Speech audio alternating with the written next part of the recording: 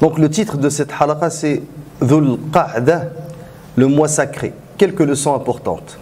Ce qu'il faut savoir, c'est qu'Allah Azza wa Jal a honoré certains endroits et a préféré certains endroits par rapport à d'autres, et il a honoré certaines périodes de l'année par rapport à d'autres. Il a honoré, préféré certains messagers par rapport aux autres, et le musulman n'a pas le choix que de se soumettre à ces décisions divines. Et le mois de Dhul Qa'dah se trouve être parmi ces mois particuliers, ces mois qu'on appelle Al-Ashur al-Hurum, les mois sacrés, en arabe, Hurum, sacré, interdit. Alors, en ce qui concerne par exemple les messagers, Allah Azza wa Jal a dit, parmi ces messagers, nous avons favorisé certains par rapport à d'autres. Il en est à qui Allah a parlé. Et il en a élevé d'autres en grade. Donc ça c'est sourate Al-Baqarah. Tilka ar-rusul faddalna ba'dahum ala ba'din minhum man kallama Allah wa rafa'a ba'dahum darajat. Al-ayat. Donc ça c'est pour la preuve comme quoi certains messagers, qui sont ces messagers qui ont été favorisés, il y a notamment les 5 doués de fermeté, ou les azmi min ar-rusul, qui sont Nuh alayhi salam, Ibrahim, Moussa, Isa et notre prophète alayhim salatu wassalam ajma'in. Concernant les endroits, vous savez pertinemment que la Mecque est l'endroit le plus préféré d'Allah Azza wa Jal. Une prière dans la mosquée sacrée de la Mecque équivaut à combien? 100 000 prières dans les autres mosquées. Une prière dans la mosquée du prophète alayhi salatu wassalam équivaut à combien? À 1000 prières dans les autres mosquées, excepté la mosquée sacrée, le Masjid al-Haram qui est à la Mecque. Une prière dans la mosquée de Al-Quds, qu'Allah Azza wa Jalla libère, équivaut à combien? Il y a un hadith que tout le monde cite et qui est faible, qui dit 500 prières dans les autres mosquées. Il y a un autre hadith qui est plus authentique qui dit 250. Et il y a un autre dont les rapporteurs sont thiqat qui dit 1000. Mais un autre hadith, il dit c'est le quart d'une prière dans la mosquée prophétique. Donc le quart c'est 250. Donc c'est 250 prières. Alors, Allahu a'lam. Donc ça c'est le fait qu'Allah Azza wa Jalla a préféré certains endroits parmi d'autres. Est-ce que ça veut dire qu'on doit tous se diriger pour séjourner à la Mecque et à Médine? Cheikh Issa ibn Taymiyyah il a dit, l'endroit où est-ce que tu dois séjourner, c'est là où est-ce que tu es lillahi a'bad. Certains ont dit wa li'ibadihi anfa'. Alors, si par exemple ta présence avec ta famille, tu as par exemple une famille qui est sur le bord de, je ne dis pas quitter l'islam, mais de ne pas pratiquer, mais ta présence avec eux va avoir un impact. À ce moment-là, ta présence dans cet endroit est préférable pour toi. Et il y a plusieurs athars sur Sahaba, radiallahu anhum, tafarraqu fil amsar. Certains, on leur disait revenez. Certains étaient en train d'enseigner l'ilm, d'autres faisaient le djihad. Et je pense, Allahu alam, c'était Mu'adh ibn Jabal, si ma mémoire est bonne. Il avait dit que la sacralité du lieu n'est pas la sacralité de la personne.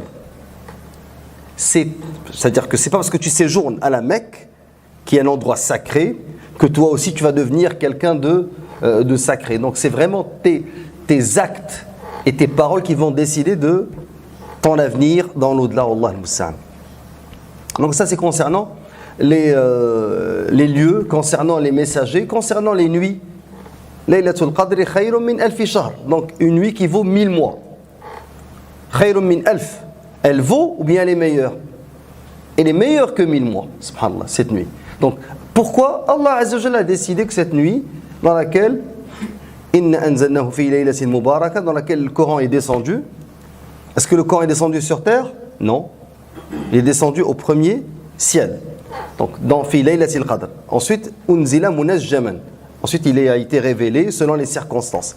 Donc, laylatul qadr est meilleur que 1000 mois. Maintenant, par rapport au mois, c'est sûr que le mois du Ramadan Ils ont dit le Coran est descendu dans la nuit du destin est devenue la meilleure. Le Coran est descendu dans le Ramadan, le mois du Ramadan est devenu le meilleur. Le Coran a été descendu par Jibril alayhi salam et Jibril alayhi salam est le meilleur des anges. Et il a été descendu sur son messager et son messager est le meilleur des prophètes. Wallahu a'lam. Mais ce que je voulais vous dire, c'est qu'il y a le mois du Ramadan qui est particulier, mais il y a aussi 4 mois. Et ces 4 mois, ils ont été cités dans Surat At-Tawbah. Donc Allah a dit, le nombre de mois auprès d'Allah est de 12. Inna iddata ash-shuhuri 'inda Allah 12 shahran fi kitabillah. Donc le nombre de mois auprès d'Allah est de 12 mois dans la prescription d'Allah. Le jour où il créa les cieux et la terre. 4 d'entre eux sont sacrés.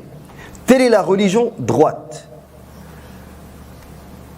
إن عدة الشهور عند الله 12 شهرا في كتاب الله يوم خلق السماوات والأرض منها 4 حرم ذلك الدين القيم. Donc telle est la religion droite. فلا تظلموا فيهن أنفسكم. Donc ne faites pas de tort à vous-même durant ces 4 mois. Al-ayat. Maintenant, quels sont ces 4 mois? Si vous commencez à chercher dans le Coran, vous n'allez pas trouver les 4 mois nommés. Ce qui nous amène à notre premier point. Notre premier point, c'est l'importance de la sunna.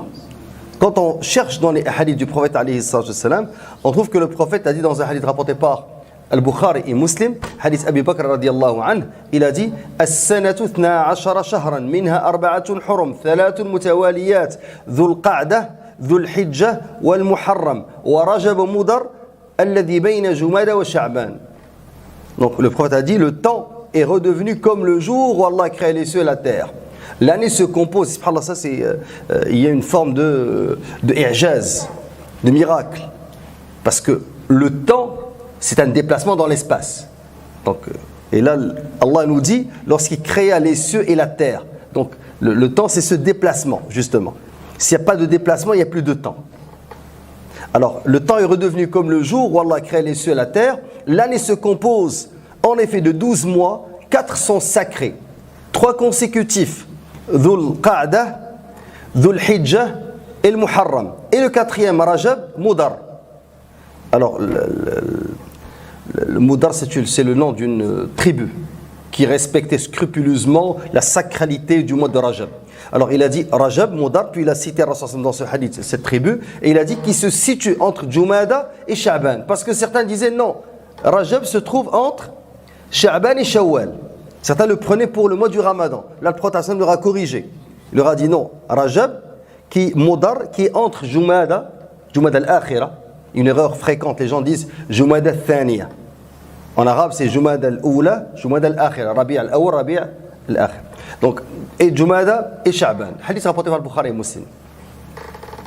Là, vous allez remarquer que dans ce hadith, le prophète alayhi salatu wassalam a cité les 3 qui sont consécutifs. Ensuite, il a cité le mois de Rajab. Il a dit que ces mois-là étaient sacrés. Shuhur minha 4 hurum. Alors on va expliquer qu'est-ce que des mois sacrés. On va expliquer l'impact que cela doit avoir sur nos vies. Vous savez, il y a des jeunes qui m'ont contacté pour me dire ça fait longtemps qu'on est loin des mosquées et le déconfinement est venu après le Ramadan. Donc on a raté le mois du Ramadan et avec la fitna qui se trouve à l'extérieur, le mois du Ramadan venait souvent, subhanallah, au mois de juillet, au mois d'août. Donc ça permettait de hausser notre foi et de nous éviter toutes les tentations. Maintenant, le mois du Ramadan est derrière nous, et puis on n'a pas rechargé nos batteries dans les mosquées. Illa man rahim rabbi. Alors, ce qui va arriver maintenant, c'est qu'on est livré à nous-mêmes, et les gens étaient comme du bétail, enchaînés. Une fois qu'ils ont déconfiné, vous savez pertinemment ce qui va arriver avec la chaleur, avec l'été. Alors, moi, la bonne nouvelle à ces jeunes, c'est que les mosquées, alhamdoulilah, sont ouvertes. Et regardez les mosquées, c'est pas qu'au temps du prophète alayhi salam, la mosquée est climatisée, elle est parfumée, la voix tu l'entends claire, tu as l'eau froide. Donc d'une certaine manière, on est choyé. La mauvaise nouvelle, c'est que le déconfinement commence avec le mois de Dhul Qa'dah. On est au 6e jour. Et ça, c'est un des mois sacrés. Et les mois sacrés, al-ma'siyah, fiha muda'afa. Donc le tafsil ou sharh, quand ils ont expliqué comment c'est décuplé, ils ont dit hiya muda'afat kayfiyya wa laysa muda'afat kimmiyya. Parce qu'Allah Azza wa Jal, par sa miséricorde, multiplie al-hasanat dans ces mois. En ce qui a trait aux sayyi'at, et Cheikh Ibn Uthaymin a expliqué ce point-là, en ce qui a trait aux sayyi'at, c'est la gravité qui est décuplée et non pas la quantité. C'est comme si quelqu'un commet un péché dans la Mecque ou à Médine ou dans la mosquée, dans des endroits sacrés. Donc, ce n'est pas la quantité des péchés qui va être décuplée, mais ça va être la gravité, al-kayf. Maintenant, il a cité Rasoul alayhi salam dans ce hadith 4 mois, 3 qui sont consécutifs et un quatrième. Parmi Al-Ilm, ils ont dit le quatrième a été décalé le mois de Rajab parce que Rajab c'est quel mois? C'est le de l'année, 7e. Barakallahu fik. Donc, il y a Muharram, Safar, Rabi' al-Awwal, Rabi' al-Akhir, Jumad al-Oula, Jumad al-Akhira. Et Rajab qui est le 7e. Alors, Rajab qui est le 7e se trouve à être au milieu de l'année. 6 mois terminés. Donc, ça permettait aux Arabes d'aller faire Al-Umrah en étant sains et saufs. C'est que les Arabes dans le Jahiliya, ils accordaient une grande importance, une grande sacralité à ces mois. Même les brigands de grands chemins déposaient les armes, disaient les mois sacrés. On ne va pas intercepter les caravanes. Wallah, il y a des musiba. Les brigands déposaient les armes. N'interceptaient pas les caravanes. Les Arabes ne tuaient pas dans le Jahiliya. Ceux qui adoraient les idoles ne commettaient pas les péchés pendant ces mois. Et nous les musulmans, plusieurs parmi nous, ne connaissent même pas la sacralité de ces 4 mois. Wallah al-Musta'an. Je suis sûr, si tu poses la question à monsieur, madame, tout le monde, tu fais un vox pop, tu leur dis qu'est-ce que ça vous dit le mois de Dhul Qa'da, il va dire, ou Dhul Qa'da, on va voir ce que c'est la bonne prononciation, c'est Dhul Qa'da ou Dhul Qa'da. Il va dire c'est un mois comme les autres. Il ne comprend pas la sacralité. Les Arabes dans le Jahiliya, ils ont insulté l'un d'eux qui un jour, l'un d'eux c'est un poète qui aimait énormément son fils. Et il lui a donné un habit comme cadeau. Et un brigand l'a intercepté. Quand il a vu l'habit, il l'a aimé, il l'a tué, il a pris l'habit, il l'a porté. Et il est parti. Est venu Al-Ashhur al-Hurum, Ashhur al-Hajj, et le père a vu celui qui a tué son fils avec l'habit de son fils. Alors il lui a dit, et toi, d'où tires-tu cet habit? Il a dit, je l'ai vu sur le dos d'un jeune. Et j'ai aimé l'habit, je l'ai tué, puis j'ai porté l'habit. Alors, l'homme était dans les mois sacrés, il n'avait pas d'arme. Mais l'autre, celui qui a tué, avait une arme. Il a dit, elle est belle ton épée, est-ce que je peux la voir? Il lui a donné son épée, il l'a tué. Il a tué celui qui a tué son fils. Et les Arabes, à cette époque, dans le Jahiliya, ils ont dit, comment peux-tu tuer l'assassin de ton fils pendant l'Ashhur al-Hurum, au sacrilège? Tous vous dites, mais il a tué d'une manière, subhanallah, traître son propre fils. C'est le prix du sang, il est en train de venger son fils. Mais les Arabes dans le Jahiliya, ils disaient, on ne peut pas faire couler le sang pendant ces mois sacrés. Et il ne faut pas faire les péchés pendant ces mois sacrés. Et l'islam a confirmé cette idée. Donc, le premier point, c'est qu'on n'a pas trouvé les noms de ces mois dans le Coran, on les a trouvés dans le Sunna. Et là, mon premier point, avant d'aller dans tous ces détails qui sont une sorte d'hors d'œuvre, c'est que c'est important de connaître l'importance de la Sunna du prophète alayhi salam. Parce que sans la Sunna, croyez-moi, on va s'égarer. Tu vas commencer à chercher dans le Coran, tu trouves que le Coran doit être complété par la Sunna, doit être explicité par la Sunna. Comment savoir le nombre de rak'at, par exemple, des prières, s'il n'y avait pas la Sunna? Donc, Allah Azza wa Jalla dit, Allah a fait descendre sur toi le livre et la sagesse. La sagesse, al-hikmah. Ce n'est pas la sagesse d'Aristote ou de Platon. La sagesse ici, le hikmah, hiya sunnah. Donc Allah fait descendre sur toi le Coran et la sagesse et t'a enseigné ce que tu ne savais pas et la grâce d'Allah sur toi est immense. Surat An-Nisa, verset 113. Il a aussi dit, Allah dans le Coran, que son prophète est infaillible dans la transmission de la religion. Il a dit, et il ne prononce rien sous l'effet de la passion. Ce n'est rien d'autre qu'une révélation inspirée. In huwa illa wahyun yuha. Ar-Rasul sallallahu alayhi wa sallam, la yantiqu anil hawa. Donc, il ne prononce rien sous l'effet de la passion. L'un des scribes qui écrivait le hadith, il a dit au messager d'Allah, est-ce que j'écris en tout temps? Moi, je dis aux jeunes qui enregistrent, ne publie pas. Laisse-moi voir ma vidéo, peut-être j'ai fait des erreurs, j'ai toujours peur de faire des erreurs. J'ai mal cité un hadith, j'ai mal cité un auteur, peut-être j'ai oublié le bout d'un verset, j'ai fait une erreur, donc je dois réviser. Ana khatta. Le prophète sallam, il a dit, écris. Ne sort de cette bouche que le haqq. Qui peut dire une telle chose? Il leur disait écrivez en tout temps, dans la joie, dans la colère. Donc il est infaillible, subhanallah. Ma'soum al-Nabi alayhi salatu wassalam. Donc cette sunna, elle a pour but d'expliciter ce qui est ambigu dans le Coran, elle le rend clair. Ce qui est général, elle le rend particulier. Et en plus, la sunna, c'est une révélation, wahi. En plus, la sunna, la hujjiyya. Et ça, c'est la grande différence fondamentale entre ahlus sunnati wal jama'a ou ahlul bid'ah. Donc, les sunnites disent que la sunna, c'est une révélation, au même titre que le Coran. Et les sunnites disent que la sunna est une source de législation. Usul al-tashri' al-muttafaq alayha arba'a. Al-kitab wal-sunna wal-ijma' wal-qiyas. Donc les 4 sources de législation, ce que tu tires. C'est ça que quand on dit aux gens, ces constitutions dans les pays musulmans, les pays pas les États, sont des constitutions kufriya, de mécréance. Qu'est-ce qu'ils écrivent?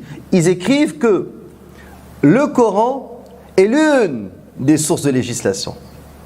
Et rappelez-vous en Égypte, toute la bataille après la révolution, le Coran est la principale source de législation. Il disait non, on ne va pas mettre la principale. Les islamistes, il n'y a pas d'islamistes, un musulman doit être hakim shar' Allah azza wa jalla. Il disait le Coran est l'unique source de législation. Le Coran et la sunna sont. Alors eux ils disaient non, la principale, l'une des principales, ou une source, c'est ce que vous allez trouver dans ces différentes constitutions. Donc la sunna, elle fait non seulement qu'expliciter, mais elle peut aussi ajouter des lois. Il y a une femme qui s'est présentée à Ibn Mas'ud radiyallahu anhu, et elle lui a dit: est-ce bien toi qui affirmes qu'Allah maudit celle qui épile les sourcils, celle qui se les épile, celle qui se tatoue? C'est toi qui dis, Ibn Mas'ud, tu dis ça? Ben, il a répondu effectivement. La femme de reprendre: j'ai lu le livre d'Allah d'un bout à l'autre et je n'ai pas trouvé ce que tu affirmes là. Ibn Mas'ud lui a dit alors: tu aurais pourtant trouvé si tu avais réellement lu. N'es-tu pas tombé sur ce propos? Prenez ce que le messager vous apporte. Bien sûr, répondit-elle. Regardez, subhanallah. Nisa salaf. Parce que où se trouve le problème? Le problème se trouve dans ce qui nous touche. Épilation des sourcils, écouter la musique, le qaza, raser dans tout ce qui nous touche. Le fait de saluer, la mixité, c'est des choses qui nous touchent, des choses que les gens aiment faire. Ils aimeraient bien trouver un prédicateur animal qui leur dit halalan tayyiba, ethan wa la tubali. N'est-ce pas? Pardon? Une chaîne. Des chaînes d'or. En argent, ok. Des hommes qui mettent des chaînes comme les femmes et tout. Donc, alors, il y a des choses qu'on aime faire, que les gens aiment faire. Le on, ça ne nous désigne pas nous, le on c'est indéfini. Donc, il y a des choses que les gens aiment faire. Et c'est là où est-ce que ça devient problématique. Alors, cette femme, elle a dit, bien sûr, suite à quoi Ibn Mas'ud lui dit, eh bien, sache que j'ai entendu le messager d'Allah sallallahu alayhi wa sallam a dit, Allah maudit celle qui épile les sourcils et celle qui se les épile. Wa dhakara al-hadith. Alors, pourquoi je vous donne cette anecdote d'Ibn Mas'ud? Parce que cette femme lui a dit, j'ai lu le Coran, j'ai pas trouvé. Comme quoi Allah a maudit celle qui s'épile les sourcils. Si la même situation se pose aujourd'hui, la femme va voir un cheikh, elle lui dit: est-ce que c'est haram Il lui dit Ar-Rasoul la'ana an-namisa wal mutanammisa alayhi salatu wassalam. Elle laisse le cheikh, elle va voir un autre cheikh. Il lui dit ah, il a un autre madhab. Elle commence à magasiner le madhahib. Al-Hanabila, ils ont dit haram. Allons-y voir. Ah, Shafi'iyya aussi, ils ont dit que dans le madhab, c'est haram le-nams. Ok. Alors, puisque le Hanabila et le Shafi'iyya ne font pas mon affaire, allons-y voir le Maliki. Ah, les Malikites ont dit elle peut le faire pour son mari.